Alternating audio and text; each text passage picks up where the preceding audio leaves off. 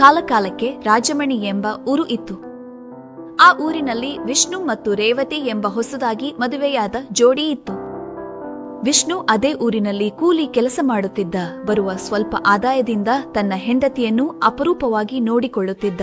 ಆದರೆ ರೇವತಿ ಮಾತ್ರ ಯಾವಾಗಲೂ ಇದು ಕೊಳ್ಳು ಅದು ಕೊಳ್ಳು ಎಂದು ವಿಷ್ಣುವನ್ನು ಕಾಡುತ್ತಿದ್ದಳು. ಅವಳು ಪ್ರತಿದಿನವೂ ನೆರೆಹೊರೆಯವರ ಐಷಾರಾಮಿ ಜೀವನವನ್ನು ಉದಾಹರಣೆಯಾಗಿ ತೋರಿಸುತ್ತಾ ತಾನೂ ಹಾಗೇ ಇರಬೇಕೆಂದು ವಿಷ್ಣುವನ್ನು ಗದರಿಸುತ್ತಿದ್ದಳು. ರೇವತಿ ನೆರೆಹೊರೆಯವರ ಮನೆಯಲ್ಲಿ ಇರುವ ಖರ್ಚು ಬಾಳುವ ವಸ್ತುಗಳನ್ನು, ಆಭರಣಗಳು, ಸೀರೆಗಳು ಮುಂತಾದ ಐಷಾರಾಮಿ ಸೌಲಭ್ಯಗಳನ್ನು ನೋಡಿ ಮುದಗೊಳ್ಳುತ್ತಾ ಅಚ್ಚುಮೆಚ್ಚು ಹಾಗೆಯೇ ತಾನು ಕೂಡ ತಂದು ಕೊಡಬೇಕೆಂದು ವಿಷ್ಣುವನ್ನು ಕಾಡುತ್ತಿದ್ದಳು. ಒಂದು ದಿನ ವಿಷ್ಣು ತನ್ನ ಕೆಲಸದಿಂದ ದಣಿದು ಮನೆಗೆ ಬಂದಾಗ ರೇವತಿಗೆ ಹೀಗೆ ಹೇಳುತ್ತಾನೆ. ಏನಯ್ಯೇ, ಇವತ್ತು ಕೆಲಸದಲ್ಲಿ ತುಂಬಾ ದಣಿದಿದ್ದೇನೆ. ಬಿಸಿ ನೀರು ಹಾಕಿ ಸ್ನಾನ ಮಾಡಬೇಕು. ಏನು ಬಿಸಿ ನೀರು ಹಾಕಬೇಕಾ? ಆ ಕಟ್ಟೆಲಿನ ಹತ್ತಿರ ಕುಳಿತು ಹೊಗೆ ತಾಡುತ್ತಾ ಬರುವ ಹೊಗೆಯಿಂದ ಕಷ್ಟಪಡುವುದು ನನ್ನಿಂದ ಆಗುವುದಿಲ್ಲ. ನನ್ನ ಮಾತು ಕೇಳಿ ಪಕ್ಕದ ಮನೆಯ ಪಿನ್ನಿಗಾರಿಯ ಮನೆಯಲ್ಲಿ ಇರುವಂತೆ ಒಂದು ಹೊಸ ವಾಟರ್ ಹೀಟರ್ ತಂದುಕೊಡಿ. ಆಗ ಚೆನ್ನಾಗಿ ನಿಮಿಷಗಳಲ್ಲಿ ನೀರು ಬಿಸಿಯಾಗುತ್ತದೆ ಅಲ್ಲವೇ? ಏನು ಹೇಳುತ್ತೀರಿ ಅಯ್ಯ? ಮನೆಗೆ ಬಂದ ತಕ್ಷಣವೇ ಪ್ರಾರಂಭಿಸಿದ್ದೀಯಾ ಎಂದು ನನ್ನ ಅಳುವು ನಿಮಗೆ ಕೇಳಿಸುತ್ತಿದೆಯಾ? ಬನ್ನಿ, ನಾನು ಬಿಸಿ ನೀರು ಹಾಕಿದ್ದೇನೆ. ಏನು ಮಾಡಿಕೊಳ್ಳುತ್ತೀರೋ ಮಾಡಿಕೊಳ್ಳಿ, ಇಲ್ಲದಿದ್ದರೆ ಏನು ಮಾಡುತ್ತೇನೆ, ತಣ್ಣೀರು ನೀರಿನಿಂದ ಸ್ನಾನ ಮಾಡುತ್ತೇನೆ ಎಂದು ಹೇಳಿ ವಿಷ್ಣು ಮನೆಯ ಹಿತ್ತಲಿಗೆ ಹೋಗಿ ಆ ದಿನಕ್ಕೆ ತಣ್ಣೀರು ನೀರಿನಿಂದ ಸ್ನಾನ ಮಾಡಿ ಬರುತ್ತಾನೆ. ತಣ್ಣೀರು ನೀರಿನಿಂದ ಸ್ನಾನ ಮಾಡುವುದರಿಂದ ಅವನಿಗೆ ಜಲದುಷ್ಕಾಲ ಉಂಟಾಗಿ ತುಮುತಿರುತ್ತಾನೆ. ಅದನ್ನು ನೋಡಿ ರೇವತಿ ಬಿಸಿ ಚಹಾ ತಯಾರಿಸಿ ತಂದುಕೊಡುತ್ತಾಳೆ. ವಿಷ್ಣುವಿಗೆ ಹೀಗೆ ಹೇಳುತ್ತಾಳೆ. ಏನಪ್ಪಾ, ಇಲ್ಲಿದೆ ಬಿಸಿ ಚಹಾ ಕುಡಿಯಿರಿ. ಇದರಲ್ಲಿ ಔಷಧಿ ಹಾಕಿದ್ದೇನೆ. ಬೇಗನೆ ಜಲದುಷ್ಕಾಲ ಕಡಿಮೆಯಾಗುತ್ತದೆ. ಮಾಡಬೇಕಾದುದನ್ನೆಲ್ಲ ಮಾಡಿ ಈಗ. ನನ್ನನ್ನು ಕ್ಷಮಿಸಿ, ನಾನು ಪಾಪಿ. ನಿಮಗೆ ತಣ್ಣೀರನ್ನು ಕೊಡಬೇಡಿ ಎಂದು ತಿಳಿದಿದ್ದರೂ ನೀವು ಕೇಳಿದಾಗ ಬಿಸಿ ನೀರು ಕೊಡಲಿಲ್ಲ.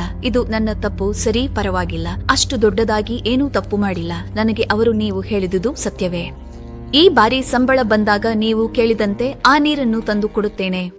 ಏನಪ್ಪಾ, ನೀವು ಹೇಳಿದ್ದು ಸತ್ಯವೇನೋ ನನಗೆ ಗೊತ್ತಿದೆ. ನೀವು ನನ್ನ ಮಾತು ಎಂದಿಗೂ ತಿರಸ್ಕರಿಸಲ್ಲ ಎಂದು ರೇವತಿ ತನ್ನ ಇಚ್ಛೆ ಪೂರ್ತಿಯಾಗುತ್ತಿರುವುದಕ್ಕೆ ಸಂತೋಷಿಸುತ್ತಾಳೆ. ಹೀಗೆ ಅವರು ಸ್ವಲ್ಪ ಹೊತ್ತು ಮಾತುಕತೆ ನಡೆಸುತ್ತಾರೆ. ಭೋಜನ ಮಾಡಿ ಮಲಗುತ್ತಾರೆ. ಹೀಗೆ ಬೆಳಿಗ್ಗೆ ಆದಾಗಲೇ ಅದೇ ಬೆಳಿಗ್ಗೆ ವಿಷ್ಣು ಕೆಲಸಕ್ಕೆ ಹೋಗುತ್ತಾನೆ. ರೇವತಿ ಮನೆ ಕೆಲಸ ಮುಗಿಸಿ ತರಕಾರಿಗಳಿಗೆ ಮಾರುಕಟ್ಟೆಗೆ ಹೋಗುತ್ತಿದ್ದಾಗ ರೇವತಿಯ ಬಾಲ್ಯದ ಸ್ನೇಹಿತೆ ಸ್ವಾತಿ ಮಾರುಕಟ್ಟೆ ಬಳಿ ನಿಂತ ಕಾರಿನಲ್ಲಿ ಕುಳಿತಿರುವುದು ಕಾಣಿಸುತ್ತದೆ. ತಾನು ನೋಡಿದ ರೇವತಿ ತಕ್ಷಣವೇ ಅವಳ ಬಳಿ ಹೋಗಿ, ಏನು ಸ್ವಾತಿ, ನನ್ನನ್ನು ಗುರುತಿಸಿದ್ದೀಯಾ? ನಾನು ನಿನ್ನ ಬಾಲ್ಯದ ಸ್ನೇಹಿತೆ ರೇವತಿ. ಇದು ನಿಜವಾಗಿಯೂ ನೀನೇನಾ ಎಂದು ಕೇಳುತ್ತಾಳೆ. ಎಂದು ಕಾರಿನಿಂದ ಹೊರಗೆ ಬಂದು ರೇವತಿಗೆ ಹೀಗೆ ಹೇಳುತ್ತಾಳೆ. ರೇವತಿ, ನೀನು ಹೇಗಿದ್ದೀಯಾ? ಎಷ್ಟು ದಿನಗಳಾಯಿತು ನಿನ್ನನ್ನು ನೋಡಿ. ನಾನು ಚೆನ್ನಾಗಿದ್ದೇನೆ ಸ್ವಾತಿ. ಮೊದಲು ನೀನು ಹೇಳು, ಹೇಗಿದ್ದೀಯಾ? ಈ ಕಾರ್ಯವರ್ತಿ, ನೀನು ಇಲ್ಲಿ ಏನು ಮಾಡುತ್ತಿದ್ದೀಯಾ? ನಾನು ಚೆನ್ನಾಗಿದ್ದೇನೆ. ಈ ಕಾರು ನಮ್ಮದೇ. ನಮ್ಮವರು ಇಲ್ಲಿ ಬ್ಯಾಂಕಿನಲ್ಲಿ ಮ್ಯಾನೇಜರ್ ಆಗಿ ಕೆಲಸ ಮಾಡುತ್ತಾರೆ. ಇತ್ತೀಚೆಗೆ ಅವರಿಗೆ ವರ್ಗಾವಣೆ ಆಯಿತು. ಅದಕ್ಕಾಗಿ ಊರಿನಲ್ಲಿ ಸ್ವಲ್ಪ. ಇನ್ನು ನೀನು ಏನು ಮಾಡುತ್ತಿದ್ದೀಯಾ ಇಲ್ಲಿ? ಮುದ್ದು ಬಗ್ಗೆ ಹೇಳು. ನನ್ನ ಬಗ್ಗೆ ಹೇಳಲು ದೊಡ್ಡದಾಗಿ ಏನೂ ಇಲ್ಲ. ನಮ್ಮವರು ಇಲ್ಲಿ ಕಾರ್ಖಾನೆಯಲ್ಲಿ ಕೂಲಿ ಕೆಲಸ ಮಾಡುತ್ತಾರೆ. ನಮ್ಮ ಮದುವೆಯದಾಗಿನಿಂದಲೂ ಈ ಊರಲ್ಲೇ ಇದ್ದೇವೆ. ತರಕಾರಿಗಳನ್ನು ಕೊಳ್ಳಲು ಮಾರುಕಟ್ಟೆಗೆ ಬರುತ್ತಿದ್ದಾಗ ಹೀಗೆ ಕಾಣಿಸಿಕೊಂಡೆ. ಅಯ್ಯೋ, ನಾನು ಮರೆತಿದ್ದೇನೆ. ನಾವು ಹೀಗೆ ಮಾತುಗಳಲ್ಲಿ ಮುಳುಗಿದರೆ ಅತ್ತ ಮಾರುಕಟ್ಟೆ ಮುಚ್ಚಿಬಿಡುತ್ತಾರೆ. ಬಾ, ಮೊದಲು ತರಕಾರಿಗಳನ್ನು ಕೊಳ್ಳೋಣ, ನಂತರ ನಮ್ಮ ಮನೆಗೆ ಹೋಗೋಣ. ಅಲ್ಲಿ ಕುಳಿತು ಚೆನ್ನಾಗಿ ಮಾತುಕತೆ ಮಾಡೋಣ. ಹೌದು, ನೀನು ಹೇಳಿದ್ದು ಸತ್ಯ. ಬಾ, ಬೇಗ ಹೋಗೋಣ ಎಂದು ಹೇಳಿ ಇಬ್ಬರೂ ಮಾರುಕಟ್ಟೆಗೆ ಹೋಗಿ ತರಕಾರಿಗಳನ್ನು ಕೊಳ್ಳುತ್ತಾರೆ. ನಂತರ ಸ್ವಾತಿ ಕಾರಿನಲ್ಲಿ ಇಬ್ಬರೂ ಮಾರುಕಟ್ಟೆಯಿಂದ ಹೊರಟು ಸ್ವಾತಿಯ ಮನೆಗೆ ತಲುಪುತ್ತಾರೆ. ಸ್ವಾತಿ ಇರುವ ಮನೆ ಒಂದು ದೊಡ್ಡ ಬಂಗ್ಲಾ. ಆ ಮನೆಯ ಮುಂದೆ ಇನ್ನೂ 2 ಕಾರುಗಳು ಇರುತ್ತವೆ. ಮನೆಯೊಳಗೆ ಹೋಗಿ ನೋಡಿದಾಗ ಮನೆ ತುಂಬಾ ದೊಡ್ಡದಾಗಿರುತ್ತದೆ. ಮನೆ ತುಂಬಾ ನೌಕರರೊಂದಿಗೆ ಬಹಳ ಖರ್ಚಾದ ಸೌಲಭ್ಯಗಳು ಇರುತ್ತವೆ. ಎಲ್ಲಾ ರೀತಿಯ ಆಧುನಿಕ ಸೌಲಭ್ಯಗಳೊಂದಿಗೆ ಇರುತ್ತದೆ. ಆ ಮನೆ ನೋಡಿ ರೇವತಿ ಆಶ್ಚರ್ಯದಿಂದ ಬೆಚ್ಚಿಬಿದ್ದು ಹಾಗೆ ನಿಂತುಕೊಳ್ಳುತ್ತಾಳೆ. ಆಗ ಸ್ವಾತಿ ರೇವತಿಗೆ ಹೀಗೆ ಹೇಳುತ್ತಾಳೆ. ರೇವತಿ, ರೇವತಿ, ಒಸೆ ರೇವತಿ ಎಂದು ಜೋರಾಗಿ ಕೂಗಿದಾಗ ರೇವತಿ ಆಶ್ಚರ್ಯದಿಂದ ಹೊರಬಂದು ಸ್ವಾತಿಗೆ ಇದು ಏನು ಎಂದು ಕೇಳುತ್ತಾಳೆ. ಕೂಗಿದೆ. ಕೂಗಿದರೂ ಕೂಗುವುದು ಅಲ್ಲ, ಎಷ್ಟು ಹೊತ್ತಿನಿಂದ ಕರೆದಿದ್ದೇನೆ. ರೇವತಿ, ರೇವತಿ, ಯಾವ ಲೋಕದಲ್ಲಿ ಇದ್ದೀಯಾ? ಇಷ್ಟು ದೊಡ್ಡ ಮನೆ ನೋಡಿದರೆ ಯಾರಿಗಾದರೂ ತಲೆ ಸುತ್ತುತ್ತದೆ. ಏನು ನೀನು ಅರ್ಥವಾಗುತ್ತಿಲ್ಲ. ನಾನು ಮನೆಯ ಬಗ್ಗೆ ಮಾತನಾಡುತ್ತಿದ್ದೇನೆ. ಮನೆಯಲ್ಲಿರುವ ನೌಕರರು, ಎಲ್ಲಾ ರೀತಿಯ ಸೌಲಭ್ಯಗಳು, ಖರ್ಚಾದ ಸಾಮಾನುಗಳು, ಆ ಮನೆಯ ಹೊರಗೆ ಕಾರುಗಳು. ನಿಜವಾಗಿ ಹೇಳು, ನಿಮ್ಮವರು ಬ್ಯಾಂಕ್ನಲ್ಲಿ ಕೆಲಸ ಮಾಡುತ್ತಾರಾ ಅಥವಾ ಬ್ಯಾಂಕ್ಗೆ ಕನ್ನ ಹಾಕುತ್ತಾರಾ? ಆಹಾ, ನಿಕುಲು, ಚೇವಾಕುಲು, ಆಗಾಗಲೂ ನೀನು ಏನೂ ಬದಲಾಗಿಲ್ಲ. ಇಷ್ಟು ದೊಡ್ಡವಳಾದರೂ ನಿನ್ನೊಳಗೆ ಇನ್ನೂ ಬಾಲ್ಯದ ಚಿಲಿಪಿತನ ಹೋಗಿಲ್ಲ. ಆದರೆ ನೀನು ಮಾತ್ರ ತುಂಬಾ ಬದಲಾಗಿದ್ದೀಯಾ. ಒಟ್ಟಾರೆ ಚೆನ್ನಾಗಿ ಸಂಪಾದಿಸಿ ಹಿಡಿದಿರುವುದು ನನಗೆ ನಿಜವಾಗಿಯೂ ತುಂಬಾ ಸಂತೋಷವಾಗಿದೆ. ಕನಿಷ್ಠ ನೀನು ಆದರೂ ಸುಖವಾಗಿದ್ದೀಯಾ? ಏನಿದು ಹೀಗೆ ಹೇಳುತ್ತೀಯಾ? ಏಕೆ ನಿಮ್ಮವರು ನಿನ್ನನ್ನು ಚೆನ್ನಾಗಿ ನೋಡಿಕೊಳ್ಳುತ್ತಿಲ್ಲವೇ? ಅಂಥದ್ದೇನೂ ಇಲ್ಲ. ನಮ್ಮವರು ನನ್ನನ್ನು ತುಂಬಾ ಚೆನ್ನಾಗಿ ನೋಡಿಕೊಳ್ಳುತ್ತಾರೆ. ಆದರೆ ಅವರ ಸಂಪಾದನೆ ಏನಿಗೂ ಸಾಕಾಗುತ್ತಿಲ್ಲ. ಮತ್ತೆ ಬೇರೆಡೆ ಎಲ್ಲಾದರೂ ಚೆನ್ನಾಗಿ ಹಣದ ಕೆಲಸ ನೋಡಿಕೊಳ್ಳು ಎಂದು ಹೇಳಲಿಲ್ಲವೇ? ಅಥವಾ ನಿಮ್ಮವರನ್ನು ಕೇಳಿ ಅವರ ಆಫೀಸಿನಲ್ಲಿ ಏನಾದರೂ ಅವರಿಗೆ ತಕ್ಕ ಕೆಲಸವಿದೆಯೇ ಎಂದು ನೋಡಲು ಹೇಳಲಿಲ್ಲವೇ? ಆಶೆಯವರೆಗೆ ಆಗಿದೆ. ಆದರೆ ಅವರು ಎಷ್ಟು ವರ್ಷಗಳಿಂದ ಮಾಡುತ್ತಿರುವ ಕೆಲಸವನ್ನು ಬಿಟ್ಟು ಹೋಗಲು ಸಿದ್ಧರಿಲ್ಲ. ಏನು ಮಾಡೋಣ, ಮಾಡಿಕೊಳ್ಳುವವರಿಗೆ ಮಾಡಿಕೊಳ್ಳುವಷ್ಟು ಮಹಾದೇವನಿಗೆ ನಾಗದಕ್ಕೆ ತಕ್ಕ ಬೊಂತವಾಗಿ ಸಿಕ್ಕಿದ್ದಾರೆ. ನನಗೆ ಎಲ್ಲರಿಗೂ ಇಷ್ಟವಿರುವುದಿಲ್ಲ. ಸರಿ, ಆ ವಿಷಯವನ್ನು ಬಿಟ್ಟು ಬಿಡು. ಇಷ್ಟು ಕೂಡ ಇವರನ್ನು ಒಮ್ಮೆ ತೋರಿಸುತ್ತೀಯಾ? ಸರಿ, ಬನ್ನಿ ನೋಡೋಣ ಎಂದು ಸ್ವಾತಿ ತನ್ನ ಬಂಗಲೆಯನ್ನು ಸುತ್ತಿ ತೋರಿಸುತ್ತಾಳೆ. ಕೊನೆಗೆ ತನ್ನ ಕೋಣೆಗೆ ಕರೆದೊಯ್ಯಿ ತಾನು ಖರೀದಿಸಿದ ಪಟ್ಟು ಸೀರೆಗಳು, ಬಂಗಾರದ ಆಭರಣಗಳು ಎಲ್ಲವನ್ನೂ ತೋರಿಸುತ್ತಾಳೆ. ಅವುಗಳನ್ನು ನೋಡಿದ ರೇವತಿಗೆ ಮಧ್ಯ ಪೋತದೆ. ಆಗ ಸ್ವಾತಿಗೆ, ರೇವತಿ, ಇದಕ್ಕೆ ಏನು? ಪಟ್ಟು ಸೀರೆಗಳು, ಎಷ್ಟು ಬಂಗಾರದ ಆಭರಣಗಳು, ಬಟ್ಟೆಗಳ ಅಂಗಡಿ ಏನಾದರೂ ತೆಗೆಯುತ್ತಿದ್ದೀಯಾ? ಇಲ್ಲವೇ ಇವೆಲ್ಲ ನಮ್ಮವರು ನನಗಾಗಿ ಖರೀದಿಸಿದವು. ಆದರೆ ಇಷ್ಟು ಖರೀದಿಸುವುದು ಏನು ಎಂದು ಕೇಳುತ್ತಾಳೆ. ಅದೇನಲ್ಲ, ಏನಾದರೂ ಕೆಲಸದ ನಿಮಿತ್ತ ಆ ಊರು ಸುತ್ತುತ್ತಿರುತ್ತಾರೆ. ಹೀಗೆ ಹೋಗುವಾಗಲೆಲ್ಲ ನನ್ನಿಗಾಗಿ ಅಲ್ಲಿ ಏನಾದರೂ ಒಂದು ತರುತ್ತಾರೆ. ಆದರೆ ಅದು ನನಗೆ ಇಷ್ಟವಾಗುತ್ತದೆಯೋ ಇಲ್ಲವೋ ಎಂದು ತಿಳಿಯದೆ 123 ವಿಧಗಳು ಹೆಚ್ಚು ತರುತ್ತಾರೆ. ನಾನು ನನಗೆ ಇಷ್ಟವಾದವುಗಳನ್ನು ತೆಗೆದುಕೊಂಡು ಉಳಿದವುಗಳನ್ನು ಕೆಲಸದವರಿಗೆ ಕೊಡುತ್ತೇನೆ. ನಿನಗೆ ಏನಾದರೂ ಬೇಕಾದರೆ ತೆಗೆದುಕೋ, ಮುಜುಗರ ಪಡುವುದಿಲ್ಲ. ಅಂದರೆ ನಿನ್ನ ಕಣ್ಣಿಗೆ ನಾನು ಕೆಲಸದವಳಂತೆ ಕಾಣುತ್ತಿದ್ದೇನೇನೋ? ಚೀಚಿ, ಹಾಗಲ್ಲ. ಆದರೂ ಕೆಲಸದವರಿಗೆ ಪಟ್ಟು ಸೀರೆಗಳು, ಆಭರಣಗಳನ್ನು ಏಕೆ ಹಂಚುತ್ತಾ ಇದ್ದೀಯಾ? ನೀನು ನನ್ನ ಬಾಲ್ಯದ ಸ್ನೇಹಿತೆಯಾಗಿರುವುದರಿಂದ ಹೀಗೆ ಹೇಳಿದೆ. ಈಗ ಅಲ್ಲ, ನಿನಗೆ ಯಾವಾಗ ಬೇಕಾದರೂ ಏನಾದರೂ ಬೇಕಾದರೆ ನನ್ನ ಬಳಿ ಬಂದು ಮುಜುಗರ ಪಡುವುದಿಲ್ಲದೆ ತೆಗೆದುಕೊಂಡು ಹೋಗು. ಸರಿ, ಯಾವಾಗಲಾದರೂ ಅಗತ್ಯವಿದ್ದಾಗ ನಿರ್ಧಾರಕ್ಕೆ ತೆಗೆದುಕೊಂಡು ಹೋಗುತ್ತೇನೆ. ಆದರೆ ಈಗ ನಾನು ಹೋಗಬೇಕು. ನನ್ನ ಕೆಲಸದಿಂದ ಹಿಂದಿರುಗುವ ಸಮಯವಾಗಿದೆ. ನಾನು ಮನೆಯಲ್ಲಿ ಇಲ್ಲದಿದ್ದರೆ ಪಾಪ, ನಮ್ಮ ಜಗತ್ತು ಗೊಂದಲದಲ್ಲಿದೆ. ಸರಿ, ಹೋಗು. ಕೆಲವೊಮ್ಮೆ ಬಂದು ಹೋಗು. ನನಗೆ ಸ್ವಲ್ಪ ಕಾಲಕ್ಷೇಪವಾಗುತ್ತದೆ. ಖಂಡಿತವಾಗಿಯೂ ಬರುತ್ತೇನೆ. ಇಷ್ಟು ದೊಡ್ಡ ಬಂಗಲೆಗೆ ಬರಲು ಯಾರಿಗೆ ಇಷ್ಟವಿಲ್ಲ? ಈ ಅವಕಾಶವನ್ನು ಯಾರಾದರೂ ಕೈಬಿಡುತ್ತಾರಾ? ಮತ್ತೆ ಪ್ರಾರಂಭಿಸಿದ್ದೀಯಾ? ನಿನಗೆ ನಮಸ್ಕಾರ ತಾಯಿ ಎಂದು ಹೀಗೆ ನಗುತ್ತಾ ಅಲ್ಲಿ ನಿಂತು ತನ್ನ ಮನೆಗೆ ಹಿಂತಿರುಗುತ್ತಾಳೆ. ರೇವತಿ ವಿಷ್ಣು ಕೆಲಸದಿಂದ ಹಿಂತಿರುಗಿದ ನಂತರ ಅವಳನ್ನು ಕುಳ್ಳಿರಿಸಿ ನಡೆದ ವಿಷಯವನ್ನು ಎಲ್ಲವನ್ನೂ ಹೇಳುತ್ತಾಳೆ. ಆಮೇಲೆ ವಿಷ್ಣುವಿಗೆ ಹೀಗೆ ಹೇಳುತ್ತಾಳೆ. ಅಯ್ಯೋ, ಆ ಕಾರುಗಳು, ಆ ಮನೆ, ನೌಕರರು, ಮನೆಯಲ್ಲಿನ ಸೌಕರ್ಯಗಳು ನನಗೆ ತಲೆ ತಿರುಗಿಸಿವೆ ಅನ್ಕೊಳ್ಳಿ. ಇಷ್ಟಕ್ಕೆ ಸಂತೋಷ ನಿನ್ನ ಸ್ನೇಹಿತೆಯನ್ನು ಭೇಟಿಯಾಗಲು ಅಥವಾ ಅಷ್ಟು ದೊಡ್ಡ ಬಂಗಲೆಗೆ ಹೋಗುವ ಅವಕಾಶ ಸಿಕ್ಕಿದಕ್ಕೆ. ಏನಕ್ಕೆ ಅಂತೆ ಹೇಳುತ್ತೀರಿ? ಆದರೂ ನನಗೆ ಆ ಎರಡು ಸಂತೋಷವೇ. ಏನಾದರೂ ಸಂತೋಷದ ವಿಷಯವನ್ನು ನಿಮ್ಮೊಂದಿಗೆ ಹಂಚಿಕೊಳ್ಳಲು ಚೆನ್ನಾಗಿರುತ್ತದೆ ಎಂದು ಹೇಳಿದೆ ಅಷ್ಟೇ. ನಿನ್ನ ಸಂತೋಷ ನನಗೆ ಗೊತ್ತಿದೆ, ಆದರೆ ನನಗೆ ತುಂಬಾ ಹಸಿವಾಗಿದೆ. ಮೊದಲು ಅದರ ವಿಷಯ ಏನು ಅಂತ ನೋಡೋಣ. ನಾನು ಸ್ನಾನ ಮಾಡಿ ಬರುತ್ತೇನೆ. ಹಾಗೆಯೇ ನಿಮಗೆ ಬಿಸಿ ನೀರು ಮುಂಚಿತವಾಗಿಯೇ ಹಿತ್ತಲಲ್ಲಿ ಸ್ನಾನಗೃಹದ ಬಳಿ ಇಟ್ಟಿದ್ದೇನೆ. ನೀವು ಸ್ನಾನ ಮಾಡಿ ಬನ್ನಿ, ನಾನು ಊಟ ಸಿದ್ಧಪಡಿಸುತ್ತೇನೆ ಅಂದು ಹೇಳಿ ರೇವತಿ ಅಡುಗೆ ಮನೆಗೆ ಹೋಗುತ್ತಾಳೆ. ವಿಷ್ಣು ಹಿತ್ತಲಿಗೆ ಹೋಗಿ ಸ್ನಾನ ಮಾಡಿ ಬರುತ್ತಾನೆ. ಆ ರಾತ್ರಿ ಇಬ್ಬರೂ ಊಟ ಮಾಡಿ ಮಲಗುತ್ತಾರೆ. ಮುಂದಿನ ದಿನ ವಿಷ್ಣು ತನ್ನ ಕೆಲಸಕ್ಕೆ ಹೋಗುತ್ತಿದ್ದಂತೆ ಮತ್ತೆ ಹೇಗಾದರೂ ಬಂಗಲೆಗೆ ಹೋಗಬೇಕೆಂಬ ಆತುರದಲ್ಲಿ ರೇವತಿ ಶೀಘ್ರವಾಗಿ ಮನೆಯ ಕೆಲಸಗಳನ್ನು ಮುಗಿಸಿ ಮತ್ತೆ ತನ್ನ ಸ್ನೇಹಿತೆ ಸ್ವಾತಿಯನ್ನು ಭೇಟಿಯಾಗಲು ಹೋಗುತ್ತಾಳೆ. ಸ್ವಾತಿಗೂ ರೇವತಿಯ ಬರುವಿಕೆಯಿಂದ ಚೆನ್ನಾಗಿ ಕಾಲಕ್ಷೇಪವಾಗುತ್ತಿದೆ. ಹೀಗೆ ಅವರು ದಿನವಿಡೀ ಅಲ್ಲಿ ಮಾತುಕತೆ ನಡೆಸಿ ಸಂಜೆ ಆಗುತ್ತಿದ್ದಂತೆ ರೇವತಿ ಮತ್ತೆ ಮನೆಗೆ ಬಂದು ಬಿಡುತ್ತಾಳೆ. ಹೀಗೆ ರೇವತಿ ಸ್ವಾತಿಯನ್ನು ಭೇಟಿಯಾಗಬೇಕೆಂಬ ನೆಪದಲ್ಲಿ ಪ್ರತಿದಿನ ಆ ಬಂಗಲೆಗೆ ಹೋಗಿ ಅಲ್ಲಿ ಸೌಲಭ್ಯಗಳನ್ನು ಅನುಭವಿಸುತ್ತಿರುತ್ತಾಳೆ. ಹೀಗೆ ಕೆಲವು ದಿನಗಳು ಕಳೆದ ನಂತರ ಒಂದು ದಿನ ರೇವತಿಯ ಮನೆಗೆ ಅವಳ ತಾಯಿ ತಂದೆ ಬಂದು ಅವಳ ತಂಗಿಯ ಮದುವೆ ನಿಶ್ಚಯವಾದ ವಿಷಯವನ್ನು ತಿಳಿಸಿ ವಿಷ್ಣು ಮತ್ತು ರೇವತಿಯನ್ನು ಮದುವೆಗೆ ಆಹ್ವಾನಿಸಲು ಬರುತ್ತಾರೆ. ಆಗ ರೇವತಿಗೆ ಒಂದು ಆಲೋಚನೆ ಬರುತ್ತದೆ. ಸ್ವಾತಿ ಅವಳಿಗೆ ಬೇಕಾದಾಗ ಬಂದು ಆ ಪಟ್ಟು ಸೀರೆಗಳು ಆಭರಣಗಳನ್ನು ತೆಗೆದುಕೊಂಡು ಹೋಗು ಎಂದು ಹೇಳಿದ ವಿಷಯ ನೆನಪಿಗೆ ಬರುತ್ತದೆ. ಆಗ ರೇವತಿ ತಕ್ಷಣವೇ ಸ್ವಾತಿಯ ಮನೆಗೆ ಹೋಗಿ ಸ್ವಾತಿಯೊಂದಿಗೆ ಹೀಗೆ ಸ್ವಾತಿಗೆ ನಾನು ಬೇಕಾದರೆ ಪಟ್ಟು ಸೀರೆಗಳು ಆಭರಣಗಳನ್ನು ಬಳಸಿಕೊಳ್ಳು ಎಂದು ಹೇಳಿದ್ದೇನೆ. ನಮ್ಮ ತಂಗಿಯ ಮದುವೆ ಇದೆ, ಆದ್ದರಿಂದ ನಿನ್ನ ಬಳಿ ಇರುವುಗಳಲ್ಲಿ ಒಂದು ಪಟ್ಟು ಸೀರೆ, ಕೆಲವು ಆಭರಣಗಳನ್ನು ನನಗೆ ಕೊಡಬಹುದೇ? ಮದುವೆಯಿಂದ ಹಿಂದಿರುಗಿದ ತಕ್ಷಣವೇ ಮತ್ತೆ ತಂದು ಕೊಡುತ್ತೇನೆ. ಹೀಗೆ ರೇವತಿ ಕೇಳುತ್ತಿದ್ದಂತೆ ಸ್ವಾತಿ ಅವಳಿಗೆ ಹೀಗೆ ಹೇಳುತ್ತಾಳೆ. ಅಯ್ಯೋ ರೇವತಿ, ಏನಿದು? ನನ್ನನ್ನು ಕೇಳಲು ಸಹ ಇಷ್ಟು ಮುಜುಗರವೇ? ಸರಿ, ಪರವಾಗಿಲ್ಲ. ಆದರೆ ನನಗೆ ಮನೆಯಲ್ಲಿ ಸ್ವಲ್ಪ ಕೆಲಸವಿದೆ. ಸಂಜೆ ನಮ್ಮವರ ಸ್ನೇಹಿತರು ಮನೆಗೆ ಊಟಕ್ಕೆ ಬರುತ್ತಿದ್ದಾರೆ. ಅವರು ಬರುವ ಮೊದಲು ಊಟವನ್ನು ಸಿದ್ಧಪಡಿಸಬೇಕು. ಅಯ್ಯೋ, ಹೀಗೇನಾ? ನನ್ನನ್ನು ಕ್ಷಮಿಸು. ಕೆಲಸದಲ್ಲಿ ಇದ್ದಾಗ ಬಂದು ನಿನ್ನನ್ನು ತೊಂದರೆಗೊಳಿಸುತ್ತಿದ್ದೇನೆ. ಏನೂ ಪರವಾಗಿಲ್ಲ, ನಾನು ಮತ್ತೆ ಬರುತ್ತೇನೆ. ಏನು ಹೀಗೆ ಹೇಳುತ್ತಿದ್ದೀಯಾ? ನಾನು ಕೆಲಸದಲ್ಲಿ ಇದ್ದರೆ ಏನು? ನೀನು ನನ್ನ ಕೋಣೆಗೆ ಹೋಗಿ ನಿನಗೆ ಇಷ್ಟವಾದುದನ್ನು ತೆಗೆದುಕೊಳ್ಳು. ಅಮ್ಮೋ, ಬೇಡ, ಹಾಗೆ ಕೋಣೆಗೆ ಹೋಗುವುದು ಸರಿಯಲ್ಲ. ಏನೂ ಪರವಾಗಿಲ್ಲ, ನಾನು ಹೇಳುತ್ತಿದ್ದೇನೆ. ನೀನು ಹೋಗಿ ನಿನಗೆ ಇಷ್ಟವಾದ ಸೀರೆಗಳು, ಆಭರಣಗಳು ಏನಾದರೂ ಬೇಕಾದರೆ ತೆಗೆದುಕೊಳ್ಳು. ಆದರೆ ಇನ್ನೊಂದು ಮಾತು, ಎಡಭಾಗದ ಬೀರುವಾದಿಂದ ಮಾತ್ರ ತೆಗೆದುಕೊಳ್ಳು. ಎಡಭಾಗದ ಬೀರುವನ್ನು ಮುಟ್ಟಬೇಡ, ಬಿಡು ಎಂದು ಸ್ವಾತಿ ಬೀರುವ ತಾಳಿಗಳನ್ನು ರೇವತಿಗೆ ಕೊಟ್ಟು ತನ್ನ ಕೋಣೆಗೆ ಕಳುಹಿಸುತ್ತಾಳೆ. ಆ ತಾಳಿಗಳನ್ನು ತೆಗೆದುಕೊಂಡು ಬಹಳ ಸಂತೋಷದಿಂದ ಸ್ವಾತಿಯ ಕೋಣೆಗೆ ಹೋಗಿ ಅವಳು ಹೇಳಿದಂತೆ ಎಡಭಾಗದ ಬೀರುವವನ್ನು ತೆಗೆಯುತ್ತಾಳೆ. ಅದರಲ್ಲಿ ತುಂಬಾ ಪಟ್ಟು ಸೀರೆಗಳು ಮತ್ತು ಹೊಳೆಯುವ ಆಭರಣಗಳು ಇರುತ್ತವೆ. ಅವುಗಳನ್ನು ನೋಡಿ ರೇವತಿ ತನ್ನ ಮನಸ್ಸಿನಲ್ಲಿ ಹೀಗೆ ಯೋಚಿಸುತ್ತಾಳೆ. ಅಬ್ಬಾ, ಎಷ್ಟು ಪಟ್ಟು ಸೀರೆಗಳು! ಇಲ್ಲಿ ನೋಡುತ್ತಿದ್ದಂತೆ ಕಣ್ಣು ತಿರುಗುತ್ತವೆ.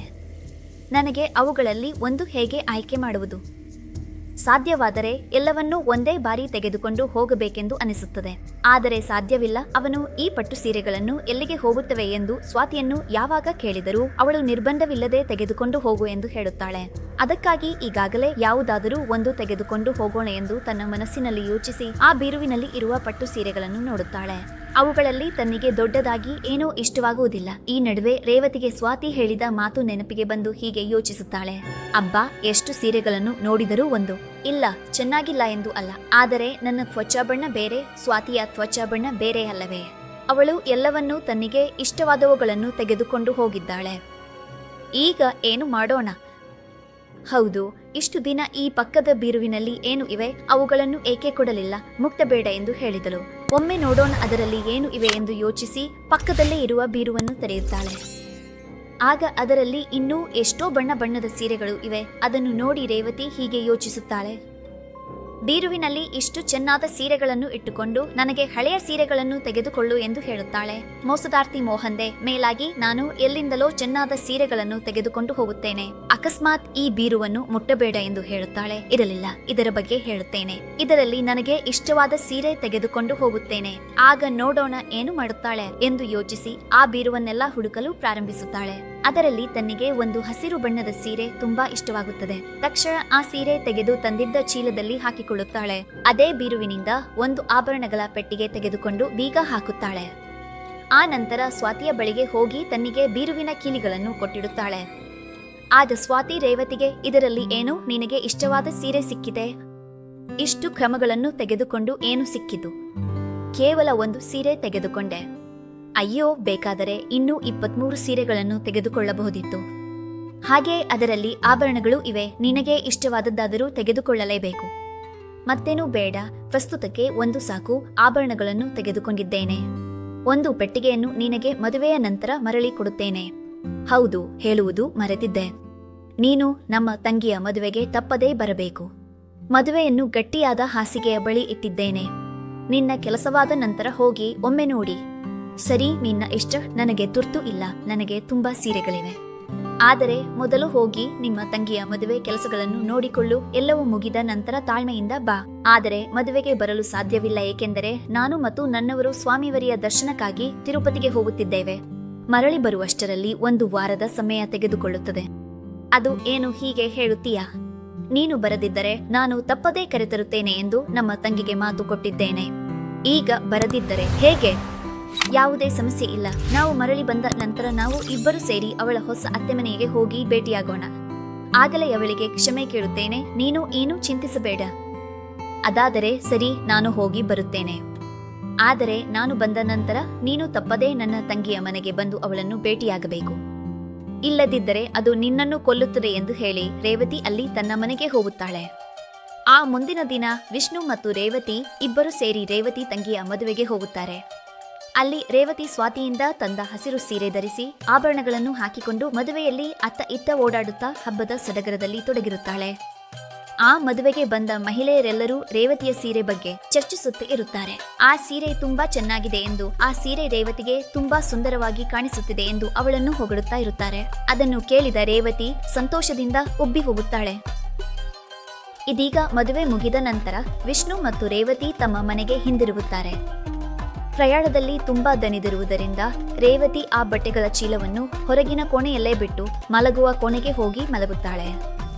ಮುಂದಿನ ದಿನ ಬೆಳಿಗ್ಗೆ ಆ ಬಟ್ಟೆಗಳನ್ನು ಸರಿಪಡಿಸೋಣ ಎಂದು ಬಟ್ಟೆಗಳ ಚೀಲದ ಬಳಿ ಹೋಗಿ ನೋಡುತ್ತಾಳೆ. ರೇವತಿ ಈಗಾಗಲೇ ಆ ಚೀಲದಲ್ಲಿದ್ದ ಎಲ್ಲಾ ಬಟ್ಟೆಗಳನ್ನು ಇಲಿ ತಿಂದಿರುವುದನ್ನು ಕಂಡು ದೊಡ್ಡ ಶಬ್ದದಲ್ಲಿ ಕಿರುಚುತ್ತಾಳೆ. ಅದನ್ನು ಕೇಳಿದ ವಿಷ್ಣು ಓಡುತ್ತಾ ಅಲ್ಲಿಗೆ ಬರುತ್ತಾನೆ. ರೇವತಿಗೆ ಹೀಗೆ ಹೇಳುತ್ತಾನೆ.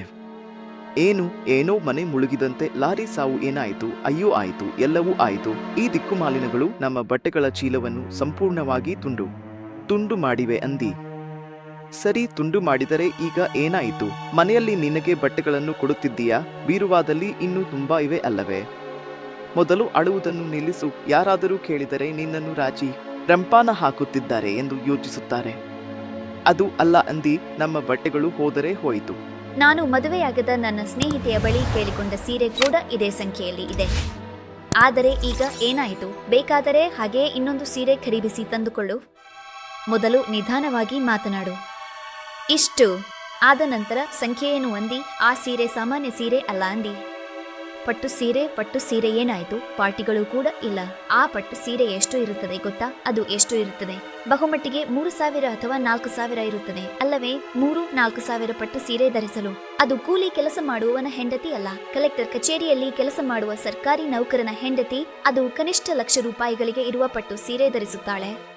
ಏನು ₹1,00,000 ಪಟ್ಟು ಸೀರೆ ಎಂದು ಹೇಳುತ್ತಾ ವಿಷ್ಣು ಕೆಳಗೆ ಬಿದ್ದು ಮೂರ್ಛೆ ಹೋಗುತ್ತಾನೆ. ರೇವತಿ ಆತಂಕದಿಂದ ತನ್ನ ಮುಖದ ಮೇಲೆ ನೀರು ಎರೆಯುತ್ತಾಳೆ. ಅದರಿಂದ ಮೂರ್ಛೆಯಿಂದ ಹೊರಬಂದು ಕುಳಿತುಕೊಳ್ಳುತ್ತಾನೆ ವಿಷ್ಣು. ಅಯ್ಯೋ, ಏನಾಯ್ತು ಅಂಡಿ, ಹೀಗೆ ಬಿದ್ದಿದ್ದೀರಿ? ಇನ್ನೇನು ಮಾಡೋಣವೇ? ಅನುಭವಕ್ಕೆ ನಾನು ಇನ್ನೂ ಬದುಕಿರುವುದೇ ದೊಡ್ಡ ವಿಷಯ. ಅವರು ಇಷ್ಟು ದುಬಾರಿ ಸೀರೆ ಇರುವಾಗ ಅದನ್ನು ಸುರಕ್ಷಿತವಾಗಿ ಅಲಮಾರಿಯಲ್ಲಿ ಇಡದೆ ಹೀಗೆ ನಿರ್ಲಕ್ಷ್ಯವಾಗಿ ಹೊರಗೆ ಬಿಡಲು ಹೇಗೆ ಸಾಧ್ಯ? ನಿನಗೆ ಅಸಲು ಬುದ್ಧಿ ಇದೆಯಾ? ಅಯ್ಯೋ, ನನ್ನನ್ನು ಬೈಯೋದು ನಿಲ್ಲಿಸಿ. ಮೊದಲು ಈ ಸಮಸ್ಯೆಯಿಂದ ಹೇಗೆ ಹೊರಬರುತ್ತೇವೆ ಎಂಬುದನ್ನು ಯೋಚಿಸಿ. ನನ್ನ ಸ್ನೇಹಿತೆ ಸ್ವಾತಿಗೆ ಆ ಸೀರೆ ಹೇಗೆ ಹಿಂದಿರುಗಿಸೋದು? ಹೊಸದನ್ನು ಖರೀದಿಸಲೇಬೇಕು, ಬೇರೆ ಮಾರ್ಗವಿಲ್ಲ. ಅಷ್ಟು ದುಬಾರಿ ಸೀರೆ ನಾವು ಹೇಗೆ ಖರೀದಿಸಬಲ್ಲೆವು? ಅಯ್ಯ, ಈ ಬುದ್ಧಿ ತರುವ ಮುಂಚೆ ಇರಬೇಕಾಗಿತ್ತು. ಅವರು ನಿನಗೆ ಎಷ್ಟು ಬಾರಿ ಹೇಳಿದ್ದೇನೆ, ಹಣವನ್ನು ಕೊಡುವುದಾಗಿ ನೋಡುತ್ತಾ ಅವರಂತೆ ಬದುಕಬೇಕು ಎಂದು ಆಶಿಸುವುದು ತಪ್ಪು. ಯಾವಾಗಲಾದರೂ ನಮಗೆ ಇರುವಷ್ಟರಲ್ಲಿ ಬದುಕಬೇಕು ಎಂದು ಹೇಳಿದ್ದೇನೆ, ಆದರೆ ನೀನು ಯಾವಾಗಲೂ ನನ್ನ ಮಾತು ಕೇಳಲಿಲ್ಲ. ಈಗ ನೋಡು, ನಿನ್ನ ಹಠವು ನಮ್ಮನ್ನು ಯಾವ ಸ್ಥಿತಿಗೆ ತಂದು ಹಾಕಿದೆಯೋ ಎಂದು ವಿಷ್ಣು ರೇವತಿಯನ್ನು ಬೈಯುತ್ತಿದ್ದಾಗ ಸ್ವಾತಿ ಅವರ ಮನೆಗೆ ಬರುತ್ತಾಳೆ. ಸ್ವಾತಿಯನ್ನು ನೋಡುತ್ತಿದ್ದಂತೆ ಅವರಿಬ್ಬರು ಬಿಳಿ ಮುಖ ಮಾಡುತ್ತಾರೆ. ಆಗ ಸ್ವಾತಿ ರೇವತಿಗೆ ಹೀಗೆ ಹೇಳುತ್ತಾಳೆ. ಏನು ರೇವತಿ, ಈಗಲೇ ಬಂದಿರ? ಮದುವೆ ಚೆನ್ನಾಗಿ ನಡೆಯಿತಾ? ಆ ಮದುವೆ ಚೆನ್ನಾಗಿಯೇ ನಡೆಯಿತು. ಆದರೂ ನಾವು ಮನೆಗೆ ಹಿಂದಿರುಗಿದಂತೆ ನಿನಗೆ ಹೇಗೆ ತಿಳಿದು ಬಂದಿತು? ಏನೂ ಇಲ್ಲ, ಈ ದಿನ ಬೆಳಿಗ್ಗೆ ನನ್ನವರು ಕಾಪಾಡಿದರು. ಅದಕ್ಕಾಗಿ ನನ್ನ ಕಾರಿನಲ್ಲಿ ಅವರನ್ನು ಆಫೀಸ್ ಹತ್ತಿರ ಇಳಿಸಿ ಹಿಂದಿರುಗುತ್ತಿದ್ದಾಗ ನಿಮ್ಮ ಮನೆಯ ಬಾಗಿಲು ತೆರೆದಿರುವುದನ್ನು ಗಮನಿಸಿದೆ. ನಾವು ತಿರುಪತಿ ಬೆಟ್ಟಕ್ಕೆ ಹೋಗುತ್ತೇವೆ ಎಂದು ಹೇಳಿದ್ದೆ ಅಲ್ಲವೇ? ಅದೇ ಪ್ರಸಾದವನ್ನು ಕೊಟ್ಟು ಹೋಗಬೇಕೆಂದು ಬಂದಿದ್ದೇನೆ. ಓಹೋ, ಹಾಗ ನಾನು ಇನ್ನೂ ಪಟ್ಟು ಚೀರೆಯನ್ನು ತೆಗೆದುಕೊಂಡು ಹೋಗಲು ಬಂದಿರಾ ಎಂದುಕೊಂಡೆ. ಪಟ್ಟು ಚೀರಿನೂ ಏನನ್ನು ಕುರಿತು ಮಾತನಾಡುತ್ತಿದ್ದೀಯಾ? ಅವರು ಹೋಗಿದ ನಂತರ ನಾನು ಬೀರುವ ಎಲ್ಲವನ್ನೂ ಹುಡುಕಿದೆ. ಆ ಬೀರುವಾದಿಂದ ನೀನು ಯಾವ ಚೀರೆಯನ್ನು ತೆಗೆದುಕೊಂಡಿದ್ದೀಯಾ ಎಂದುಕೊಂಡೆ. ಅದರಲ್ಲಿ ಆಭರಣಗಳು ಎಲ್ಲವೂ ಹಾಗೇ ಇವೆ. ಇಷ್ಟಕ್ಕೂ ತೆಗೆದುಕೊಂಡದ್ದು ಯಾವ ಚೀರ ಎಂದು ಸ್ವಾತಿ ಎಂದುಕೊಂಡೆ. ಆದರೆ ರೇವತಿ ಆ ಚೀಲದಿಂದ ಎಲುಕಗಳು ಕಚ್ಚಿದ ಹಸಿರು ಚೀರೆಯನ್ನು ತೆಗೆದು ತೋರಿಸಿ, ಇಂತಹದ್ದು ಇದೇ ಚೀರನೆ, ಆದರೆ ನನ್ನನ್ನು ಕ್ಷಮಿಸು, ತಪ್ಪಾಗಿ ಬಟ್ಟೆಗಳನ್ನು ಸರಿಸಲು ಆ ಚೀಲವನ್ನು ನಿನ್ನೆ ಇಲ್ಲಿ. ಅದರಿಂದ ಮನೆಯಲ್ಲಿದ್ದ ಎಲುಕಗಳು ಚೀರೆಯನ್ನು ಸಂಪೂರ್ಣವಾಗಿ ಕಚ್ಚಿ ಹಾಳು ಮಾಡಿವೆ. ನೀನು ಏನೂ ಚಿಂತಿಸಬೇಡ, ಮಾಯನಿಗೆ ಸಂಬಳ ಬಂದಾಗಲೇ ಅಚ್ಚುಮೆಚ್ಚಿನ ಹಾಗೆಯೇ ಇನ್ನೊಂದು ಹೊಸ ಪಟ್ಟು ಚೀರೆಯನ್ನು ಖರೀದಿಸಿ ಕೊಡುತ್ತೇನೆ. ಪ್ರಸ್ತುತ ಆ ಆಭರಣಗಳನ್ನು ಮಾತ್ರ ಬೀರುವಾದಲ್ಲಿ ಇಟ್ಟಿದ್ದೇನೆ. ಇಲ್ಲಿ ಇರು, ಅವುಗಳನ್ನು ತರುತ್ತೇನೆ. ಈಗಾಗಲೇ ತೆಗೆದುಕೊಂಡು ಹೋಗು ಆ ಪಟ್ಟು ಚೀರವನ್ನು. ಎಷ್ಟು ದುಬಾರಿ ಆದರೂ ಹೇಗಾದರೂ ಅಚ್ಚುಮೆಚ್ಚಿನ ಹಾಗೆಯೇ ಹೊಸದನ್ನು ಖರೀದಿಸಿ ನಿಮಗೆ ತಂದುಕೊಡುತ್ತೇನೆ. ನನ್ನನ್ನು ಕ್ಷಮಿಸು ಎಂದು ಬೇಸರದಿಂದ ಸ್ವಾತಿಗೆ ಹೇಳುತ್ತಾಳೆ. ರೇವತಿ ಏಕಾಏಕಿ ಪಗಲಬಡಿ ನಗಲು ಪ್ರಾರಂಭಿಸುತ್ತಾಳೆ. ಅಲ್ಲಿ ಏನೂ ನಡೆಯುತ್ತಿದೆ ಎಂಬುದು ಅವರಿಗೆ ಅರ್ಥವಾಗದೆ ಒಬ್ಬರ ಮುಖವನ್ನು ಮತ್ತೊಬ್ಬರು ನೋಡುತ್ತಾರೆ. ರೇವತಿ, ವಿಷ್ಣು. ಸ್ವಲ್ಪ ಸಮಯದ ನಂತರ ರೇವತಿ ಸ್ವಾತಿಗೆ, ಇದಕ್ಕೆ ಏನು?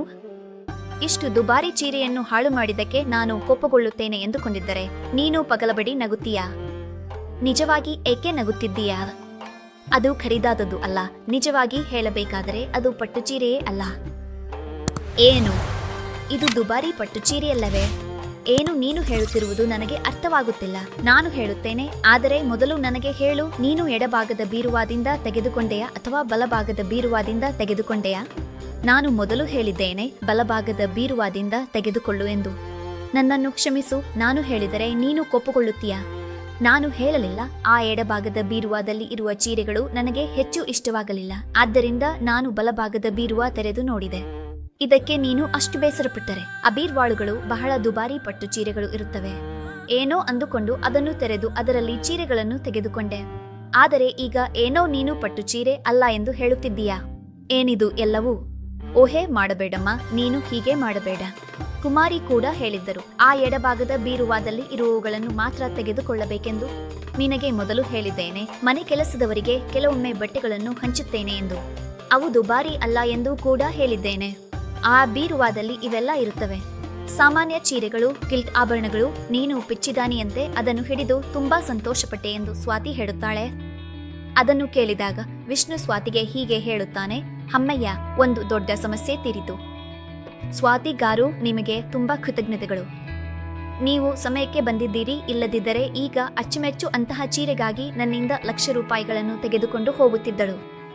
ಅಯ್ಯೋ ವಿಷ್ಣುಗಾರು, ಅದು ನಿಜವಾದ ಪಟ್ಟು ಚೀರೆ ಇದ್ದರೂ ನಾನು ಅಷ್ಟು ಗಮನ ಕೊಡೋದಿಲ್ಲ. ನಾನು ಯಾರಿಗಾದರೂ ಕೊಟ್ಟಿದ್ದರೂ ನನ್ನ ಸ್ನೇಹಿತೆಯದು. ಅದನ್ನು ಚಿಕ್ಕಂದಿನಿಂದಲೇ ನೋಡುತ್ತಿದ್ದೇನೆ.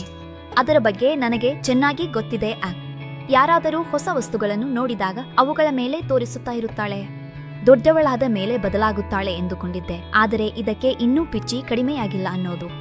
ರೇವತಿ, ನಿನಗೆ ಇಷ್ಟು ಪ್ರೀತಿಯಿಂದ ನೋಡಿಕೊಳ್ಳುವ ಬಂಗಾರದಂತಹ ಗಂಡ ಸಿಕ್ಕಿದ್ದಾನೆ.